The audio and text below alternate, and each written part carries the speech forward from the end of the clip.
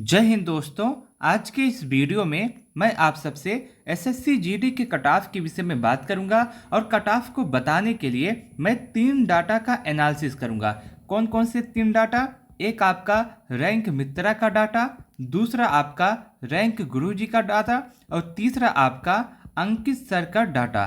तीनों डाटा को एनालिसिस करने के बाद मैं आपको सभी 28 राज्य के कट ऑफ को बताने का प्रयास करूंगा कि आपका किस राज्य का कट ऑफ कितना जाएगा, किस राज्य का कट ऑफ कम जाएगा, किस राज्य का कट ऑफ अधिक जाएगा। और उसके साथ साथ अंकित सर के डाटा को यदि आप देखें तो अंकित सर ने बताया है कि इस बार का जो नॉर्मलाइजेशन होगा वो आपका 17 से 18 नंबर का नॉर्मलाइजेशन हो सकता है। तो इस बात में कितनी सच्चाई है?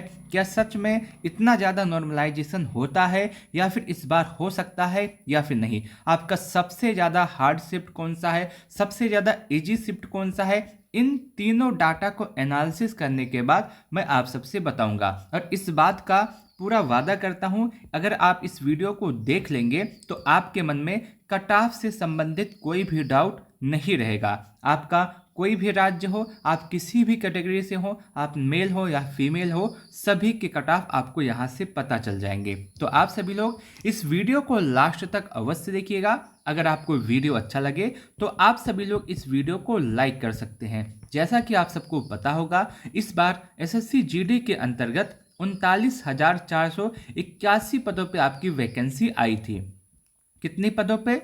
39,481 पदों पे आपकी वैकेंसी आई थी, जिसके लिए लगभग 52,69,500 बच्चों ने इसमें आवेदन किया था। और इस हिसाब से अगर हम देखें तो आपका जो पर सीट कंपटीशन है वो आपका 133 का हो जाता है, यानी कि एक सीट पर 133 बच्चे फाइट कर रहे हैं। यह जो आंकड़ा है पर सीट कंपटीशन का, यह तब का है जब बच्चों ने इसमें आवेदन किया था, लेकिन एग्जाम देने वाले बच्चों की संख्या इससे और भी कम है। लगभग 60 से लेकर के 62% बच्चे ऐसे हैं जिन्होंने एग्जाम दिया, बाकी सभी बच्चों ने अपना एग्जाम स्किप किया। अगर इस आंकड़ा को भी जोड़ें तो आपका जो पर सीट कंपटीशन है वो आपका 103 या 105 के आसपास बैठता है। अगर उसके साथ साथ बहुत सारे लोग यह भी पूछते हैं कि आपका जो फिजिकल का रिजल्ट आएगा उसमें कितने गुना बच्चों को पास किया जाएगा, तो मैं आपको बता दूं कि आपकी जो टोटल वैकेंसी है 39,481, इसके लिए 8 गुना बच्चों को पास किया जाता है। जो आपकी वैकेंसी है उसका 8 गुना तो कितना होता है? तो 3,15,848 बच्चों को पास किया जाएगा फिजिकल के लिए। जो आपका पहला रिजल्ट आएगा उसमें 3,15,848 बच्चों को पास किया जाएगा। बाकी जितने बच्चे हैं वो सभी बाहर होंगे। जब बाहर होंगे तो कोई ना कोई कट ऑफ लगेगा। आज के इस वीडियो में मैं आपको वही कट ऑफ बताने वाला हूँ। कट ऑफ को बताने से पहले मैं सबसे पहले कुछ डाटा का एनालिसिस करूँगा।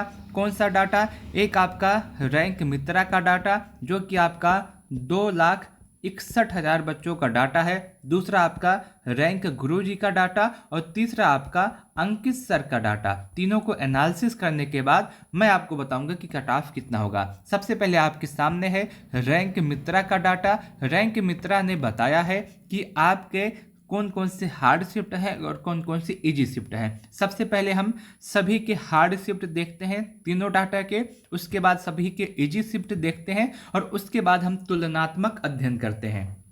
सबसे पहले जो रैंक मित्रा है, रैंक मित्रा के द्वारा सबसे हार्ड शिफ्ट जो बताई गई है वो आपकी 5 फरवरी 2025 की इवनिंग की शिफ्ट बताई गई है, जिसमें बच्चों का एवरेज स्कोर 74 है। दूसरे नंबर पे 12 फरवरी का डाटा आता है। तीसरे नंबर पे आपका 10 फरवरी का मॉर्निंग का शिफ्ट आता है। चौथे नंबर पे आपका 13 फरवरी का दोपहर का शिफ्ट आता है। पांचवें नंबर पे आपका 25 फरवरी का दोपहर का शिफ्ट आता है। रैंक मित्रा के अनुसार ये जो 5 शिफ्ट हैं ये आपके सबसे हार्ड शिफ्ट होने वाले हैं। वहीं रैंक गुरुजी के अनुसार जो आपके 5 सबसे हार्ड शिफ्ट हैं उनमें आपका 12 फरवरी का इवनिंग का शिफ्ट है, उसके बाद 6 फरवरी का मॉर्निंग का शिफ्ट है, उसके बाद तीसरे नंबर पे ही 6 फरवरी का इवनिंग का शिफ्ट है और चौथे नंबर पे 12 फरवरी का मॉर्निंग का शिफ्ट है और पांचवें नंबर पे अगर हम देखें तो आपका 5 फरवरी का जो इवनिंग का शिफ्ट है वो है। तो 5 आपके ये आपके रैंक गुरुजी के डाटा है। रैंक गुरुजी के अनुसार जो पांचों शिफ्ट है सबसे हार्ड वो ये रहा है। अब बात करते हैं अंकित सर के अनुसार कि अंकित सर ने कौन सी शिफ्ट को अभी तक सबसे हार्ड माना है। अंकित सर के अनुसार जो आपका 6 फरवरी का थर्ड शिफ्ट है वो आपका सबसे हार्ड है। सेकंड नंबर पे आपका 25 फरवरी का सेकंड शिफ्ट आता है। तीसरे नंबर पे आपका 5 फरवरी का थर्ड शिफ्ट आता है। चौथे नंबर पे आपका 12 फरवरी का थर्ड शिफ्ट आता है। पांचवें नंबर पे आपका 13 फरवरी का फर्स्ट शिफ्ट आता है। अगर हम तीनों डाटा को एनालिसिस करें तो यहाँ पे अगर हम देखें तो ये जो 5 शिफ्ट हैं कौन कौन से, ये जो 5 शिफ्ट है यही आपका तीनों डाटा में है, यही आपका तीनों डाटा में है, यही 5 शिफ्ट आपके तीनों डाटा में दिए गए हैं। बस इसका जो स्थान है थोड़ा सा, कोई किसी ने बताया है कि 5 फरवरी का सबसे हार्ड है, किसी ने बताया 12 फरवरी का सबसे हार्ड है और किसी ने बताया कि 6 फरवरी का सबसे हार्ड है। लेकिन अगर पांचों डाटा को आप देखें तो लगभग सेम ही आपका आएगा। लगभग किसी ने फर्स्ट नंबर पे 5 फरवरी को रखा है, किसी ने थर्ड नंबर पे रखा है, किसी ने पांचवें नंबर पे रखा है। लेकिन यही जो आपके पांचों शिफ्ट हैं यही आपके सभी डाटा में आपको देखने के लिए मिल जाएंगे। एक दो डाटा में एक अलग शिफ्ट हो सकता है, बाकी लगभग सेम है। तो आप मान सकते हैं जो आपके सामने डाटा है इसके आधार पर ये जो पांचों शिफ्ट हैं यही आपके सबसे हार्ड शिफ्ट माने जाएंगे। इजी शिफ्ट की बात करें, अगर इजी शिफ्ट की बात करें तो सबसे इजी नंबर पे तीनों डाटा में एक ही शिफ्ट दिया गया है।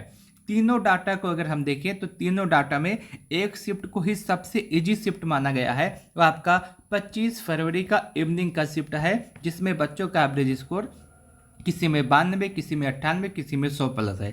25 फरवरी का जो इवनिंग का शिफ्ट है आपको रैंक गुरुजी में भी आपको यही दिखेगा, रैंक मित्रा में यही दिखेगा और अंकित सर के डाटा में भी यही दिखेगा कि आपका जो 25 फरवरी का शिफ्ट है वो आपका सबसे इजी शिफ्ट है। अब एक डाटा की होती तो मैं कह देता, लेकिन जब तीनों डाटा में यही आंकड़ा निकल के आ रहा है तो यही आपकी सबसे इजी शिफ्ट मानी जाएगी। ठीक है, यही आपका 42 शिफ्ट में आपका सबसे इजी का शिफ्ट है वो आपका 25 फरवरी का थर्ड शिफ्ट है। आप इसको भी देख सकते हैं, तीनों डाटा में यही बात निकल के आ रही है। अब सवाल ये आता है, हार्ड शिफ्ट देख लिया, इजी शिफ्ट देख लिया, लेकिन नॉर्मलाइजेशन जो होगा उसमें किस शिफ्ट को कितना फ़ायदा मिल सकता है और कितना नुकसान हो सकता है। अंकित सर के डाटा के हिसाब से अगर हम देखें तो अंकित सर ने बताया है कि जो सबसे हार्ड शिफ्ट है उसको लगभग 18 नंबर का फ़ायदा मिल सकता है नॉर्मलाइजेशन से। 17 से 18 नंबर का फ़ायदा मिलेगा नॉर्मलाइजेशन से। सेकंड नंबर पे जो हार्ड शिफ्ट है उसको 16 से 17 नंबर का, थर्ड नंबर पे जो आपका है उसको भी लगभग 16 से 17 नंबर का फ़ायदा मिलेगा। इस तरह से आपका फ़ायदा मिलने वाला है। तो यहाँ पे एक बात स्पष्ट हो गई है कि आपका जो इस बार का नॉर्मलाइजेशन है उसमें कम से कम 15 से लेकर के 18 नंबर का नॉर्मलाइजेशन में फ़ायदा मिल सकता है। मैं एग्जैक्ट आंकड़ा नहीं बताऊंगा क्योंकि मैं बता भी नहीं सकता कि कितने नंबर का नॉर्मलाइजेशन है। आराम से आप इस बात को समझ सकते हैं कि कम से कम जो आपका हार्ड शिफ्ट है उसको 15 से 18 नंबर का फ़ायदा मिलने वाला है नॉर्मलाइजेशन में, और जो इजी शिफ्ट है उसको 2 से 4 नंबर का नॉर्मलाइजेशन में फ़ायदा मिल सकता है। अंकित सर ने बताया है कि जो आपका इजी शिफ्ट है उसमें 0 नंबर का नॉर्मलाइजेशन होगा, लेकिन मेरे हिसाब से इस बार 2 से 3 या फिर 4 नंबर का नॉर्मलाइजेशन हो सकता है। इजी वाले शिफ्ट में उनको इतना फ़ायदा मिल सकता है। तो इस बार का जो नॉर्मलाइजेशन होगा वो आपका 15 से 18 नंबर हो सकता है, जो आपकी सबसे ज़्यादा हार्ड शिफ्ट है, और जो इजी शिफ्ट है उसको भी 2 से 3 या फिर 4 नंबर का नॉर्मलाइजेशन देखने के लिए मिलेगा। ये आपका जो डाटा है उसके हिसाब से मैं आपको बता रहा हूँ। अब सवाल ये आता है कि अब आप सभी का जो है कट ऑफ कितना हो सकता है, सभी राज्य का कट ऑफ कितना जाने वाला है, जितने भी आपके राज्य हैं सभी का किस राज्य में कितनी वैकेंसी है, इस बार कितनी वैकेंसी है और आपका कट ऑफ कितना जाएगा। अंकित सर के अनुसार जो अंकित सर ने बताया है कि जो आपकी सबसे ज़्यादा हार्ड शिफ्ट है, जो जहाँ पे आपका कट ऑफ सबसे अधिक जाता है उसमें आपका कट ऑफ 133, 128, 132 और 125, 119 के आसपास रहेगा।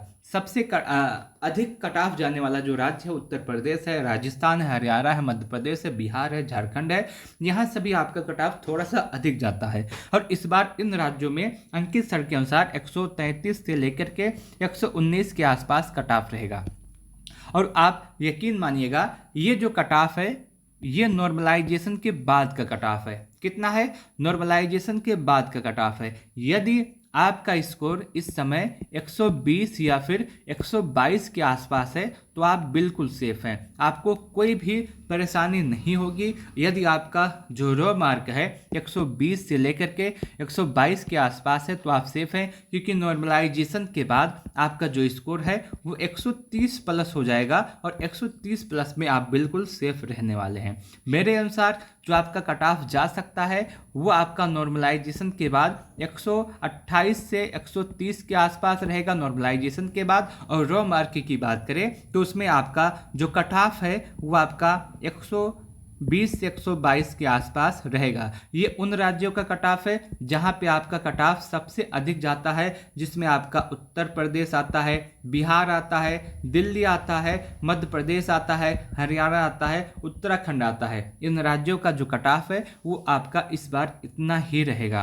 अंकित सर ने जो कट ऑफ बताया है आप उसको भी देख रहे हैं। और कट ऑफ की बात करें, कट ऑफ की सही एनालिसिस करें तो आपके सामने आपका कट ऑफ लिखा हुआ है। इस बार का जो कट ऑफ है उत्तर प्रदेश, मध्य प्रदेश, राजस्थान, हरियाणा, बिहार, दिल्ली और उत्तराखंड के लिए ये आपका कट ऑफ जाएगा। और वहीं जो अदर राज्य हैं जहां पे आपका जो कट ऑफ थोड़ा सा कम रहता है, जैसे आपका झारखंड हुआ, मध्य प्रदेश हुआ, महाराष्ट्र हुआ, वेस्ट बंगाल हुआ, पंजाब हुआ, गुजरात हुआ, छत्तीसगढ़ हुआ, उड़ीसा हुआ, इन राज्यों में आपको कट ऑफ थोड़ा सा कम देखने के लिए मिलता है। और इन राज्यों का कट ऑफ आपका यूआर के लिए कितना जाएगा? यूआर के लिए लगभग 115 के आसपास, ओबीसी के लिए 110, ईडब्ल्यूएस के लिए 110, एससी के लिए 105, एसटी के लिए 100 के आसपास हो सकता है। और उसके साथ साथ मैं आपको एक बात और बता दूं, आप किसी भी राज्य के हैं, आप किसी भी कैटेगरी के हैं, यदि आपका रो मार्क 120 या फिर 122 या फिर 118 के आसपास है तो आप अपने फिजिकल की तैयारी अवश्य कीजिएगा,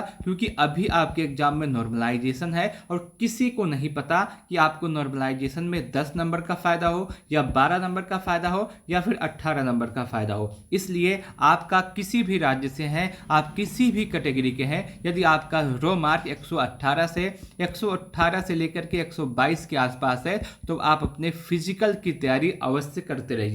और उसके साथ साथ आपका जो आगे का एग्जाम है आरपीएफ कांस्टेबल का, उस पर भी विशेष ध्यान देते रहिएगा। इस वीडियो को लास्ट तक देखने के लिए आप सबका बहुत बहुत धन्यवाद। मैं उम्मीद करता हूं कि आपको यह वीडियो अच्छा लगा होगा, आपको यह जानकारी अच्छी लगी होगी।